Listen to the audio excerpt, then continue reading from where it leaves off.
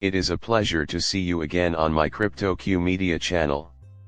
Since XRP's legal status became clear in July of last year and the allegations against Brad Garland House were dropped for being baseless, I've noticed that Brett Gunn is more relaxed on social media. In a case that did not include fraud, the SEC chose to press charges against Brad Garland House. This was obviously done to intimidate him. He says it like it is.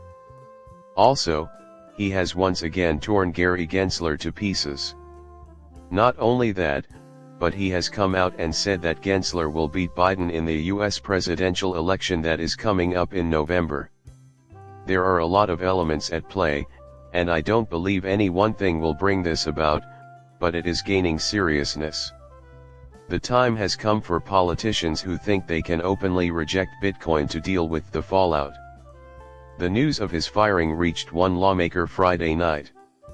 My story, which I am happy to share with you, should teach this politician a lesson about crypto. Nobody should mess with the crypto community. There are no ardent critics of cryptocurrency.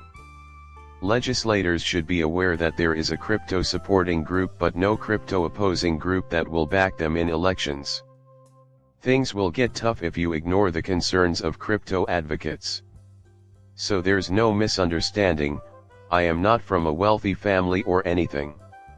I am not a financial counselor, therefore please do not let my remarks or recommendations influence your investment decisions. I am simply an enthusiast who enjoys making documentaries on YouTube about crypto-related issues for fun and as a pastime. Yesterday, Kim Jong-un, the dictator and head of the SEC, appeared on Bloomberg. Bits and pieces of video started going viral. Up there, one of them was talking about how there are tens of thousands of different cryptocurrencies. Many entrepreneurs are trying to accomplish a number of goals all at once. Having 300 coins and trading them on an exchange makes one wonder how likely it is that someone isn't an entrepreneur. So, it's the same process, the same way the Howey test is abused. He is adamant about it. He should think about gently rephrasing his statement. The fact that the token was a security was not made clear in any of these videos. The phrase crypto asset security, which he created with the initials SEC, was also something he refrained from using. More in keeping with the original meaning, he instead spoke about the token's usage in investment contracts. That might be where he's giving in a little more. Nevertheless, Gary Gensler adds the following to the comment section at the very end of the video. We have a field here where all the old Hollywood stars are either in jail or about to be, or are awaiting extradition. Finish off. Sam Bankman-Fried is likely already known to everyone who is familiar with the initials SPF. Oh my, that's just so rich. I should probably tell you what Brad Garland House stated before I go into that. Sharing the video clip is something he is doing in a very honest manner. He posted utterly ridiculous things about Gary Gensler today after tagging him. No one from the group that spread false information about all crypto executives facing jail time showed up at FTX, befriended SBF, or even received an invitation to the DOJ statement about Binance. Assuming he actually served the people of the United States, he ought to have been fired long ago. The defeat of Joe Biden in the election was Gensler's fault. Give Brad's Garland House a standing ovation from the coast of the Gulf. Even if he is close with SPF, he is accusing crypto CEOs of being involved in a Ponzi scheme, which you, a complete idiot, failed to see. Just a moment. Can you tell me where you're struggling? So what's the issue? Kim Jong-un Gensler worked for? This must mean that it is true. Also, lawyer John Deaton has some opinions on the subject. Besides sharing the video, he also made a bold statement. I can state with 100% conviction that Gary Gensler and the SEC has caused more harm to investors than any other person or entity during the last several years. After suing the SEC on behalf of other small investors, he made this assertion. Did I not exude confidence? Oh, really? Is there anybody on this panel who disagrees? Is there even a single individual who holds a different opinion? I highly doubt that in light of what the SEC has done to me. Their manipulation of the market has caused me more financial harm than any other coin strike I've ever experienced. That result is a direct result of their actions, picking winners and losers, protecting ETH, and destroying XRP. That is to say, that is the result of things as they are right now. Is anyone else feeling a little more at ease with this level of security? Their job is to protect us. You find it simple to sleep. He appears to have me completely ensnared. What a feeling. No. No one in the history of the cosmos has ever said those words or given them such serious thought unless they were making fun of someone. That person will always be there.